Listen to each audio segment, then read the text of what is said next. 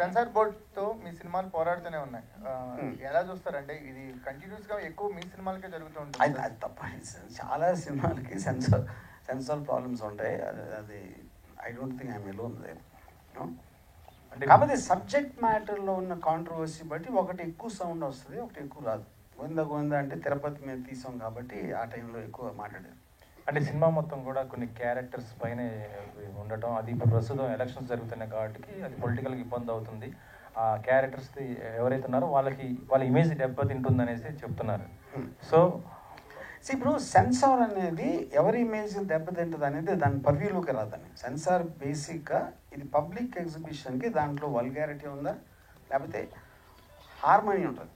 ఏదో కమ్యూనిటీ అని, ఏం కమ్యూనిటీ, హిందూస్ ముస్లిమ్స్, లేకపోతే ఏదో ఫలానా సామాజిక వర్గం, ఇలాంటి దాంట్లో చిచ్చు పెట్టడానికి చేస్తున్నప్పుడు దానికి